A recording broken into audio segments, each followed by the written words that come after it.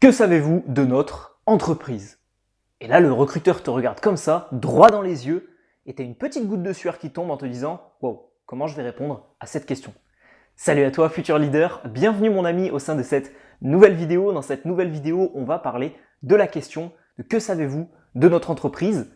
Et c'est une question qui est souvent posée en entretien d'embauche. C'est une question à laquelle j'ai dû répondre quand je réalisais des entretiens d'embauche. Et mon objectif dans cette vidéo, c'est de m'appuyer sur mes connaissances en communication, en psychologie humaine, pour un peu plus t'aider à améliorer ta capacité à savoir réaliser de bons entretiens d'embauche, pour ensuite trouver le job ou la formation de tes rêves, tout du moins celui qui te plaît et celui pour lequel tu vas postuler. Alors le but dans cette vidéo, c'est de répondre à cette fameuse question.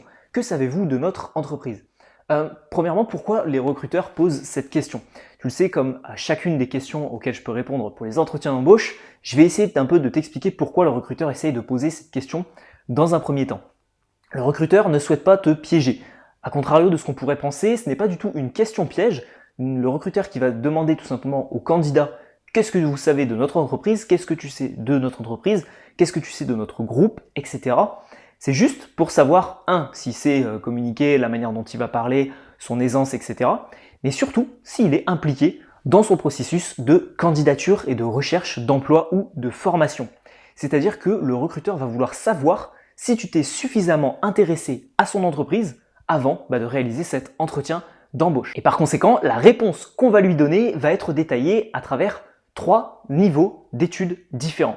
Le premier niveau d'études, et c'est vraiment les conseils que tu as à retenir de cette vidéo, c'est le macro-environnement.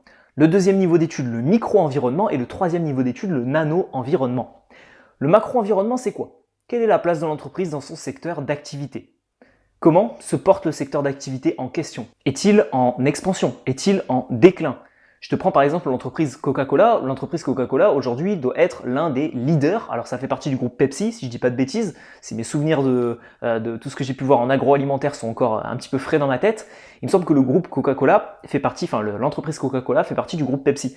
Aujourd'hui, le groupe Pepsi, où est-ce qu'il en est? Quelle est sa place? Est-ce qu'il est leader du marché? Est-ce qu'il ne l'est pas? La boisson gazeuse aujourd'hui, est-ce qu'elle est en expansion ou est-ce qu'elle est en déclin? Est-ce que les gens en consomment de plus en plus ou de moins en moins? Tout ça, c'est ce que tu vas devoir travailler au niveau du macro-environnement. Pour te prendre une entreprise à plus petite échelle, on va dire que par exemple, je fabrique des objets zen pour le jardin et je fabrique ça dans ma région et puis j'envoie ça dans la France entière. Alors, je ne suis pas encore dans le monde entier, mais j'envoie ça par exemple dans la France entière.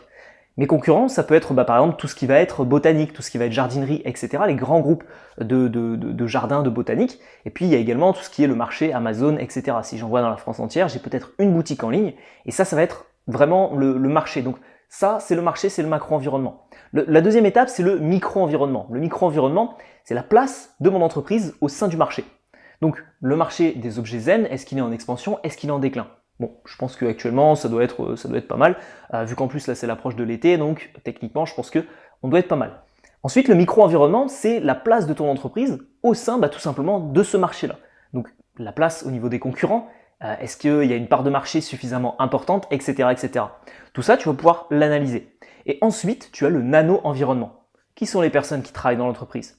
Qui est le directeur de l'entreprise et quelle est un petit peu son histoire? Si c'est une entreprise familiale depuis 2-3 générations, renseigne-toi un petit peu sur tout ça, sur leur site internet ou tout simplement sur leurs réseaux sociaux. Aujourd'hui, tu peux savoir rapidement à travers LinkedIn, Viadeo, qui travaille dans l'entreprise. Tu tapes juste le nom de l'entreprise et tu trouveras tout simplement le responsable des ressources humaines, le directeur commercial, le directeur tout court, les ingénieurs, les techniciens, toutes les personnes qui travaillent dans l'entreprise, les opérateurs, ils sont souvent sur LinkedIn et tu peux les retrouver facilement. Donc tu vas pouvoir te renseigner sur qui travaille dans l'entreprise, qui est arrivé récemment, qui a quitté le groupe, qui est à la tête du groupe, qui sont ces personnes-là. Et ça, c'est donc le nano-environnement. Renseigne-toi sur tout ça et là, vraiment utilise les réseaux sociaux parce que c'est une mine d'informations pour ta recherche et pour pouvoir répondre à cette question. Que savez-vous de notre entreprise? Alors en guise de conclusion de cette vidéo, mon ami, j'aimerais également te partager un petit peu mon point de vue sur toutes les questions auxquelles tu peux répondre en entretien d'embauche. Le but va vraiment être de montrer la logique de ta candidature. Si tu es ici, si tu es en entretien avec quelqu'un, c'est que t'es pas là pour rien. T'es pas là parce que tu as toqué à la porte et que tu as vu de la lumière au bout du tunnel ou que tu as vu que la porte était entrouverte, tu as ouvert, bonjour, excusez-moi, est-ce que je peux candidater? Non, tu dois réellement montrer ta logique. Même si c'est ce que tu as peut-être fait, même si tu as envoyé des dizaines, peut-être des centaines de candidatures à des entreprises en masse pour te faire recruter, déjà félicitations parce qu'il y a très peu de personnes qui envoient autant de demandes, donc c'est que tu es un futur leader. Et tout simplement, tu dois à chaque fois montrer que tu es là pour une raison précise. Donc une fois qu'il y a quelqu'un qui te dit « Ok, on va convenir d'un rendez-vous », cette fois-ci, tu t'intéresses à l'entreprise en question et ensuite, tout simplement, toutes les informations que tu as acquis, tu vas les donner à ton recruteur et au recruteur pour te permettre tout simplement de personnaliser ton entretien et pour montrer tout simplement que tu n'es pas là pour rien. Donc voilà un petit peu comment répondre à cette question de que savez-vous de notre entreprise. Si tu souhaites améliorer ta communication pour être plus performant lors de l'entretien, améliorer aisance relationnelle, parce que tu sais c'est souvent stressant d'être face à un recruteur et d'essayer de se vendre.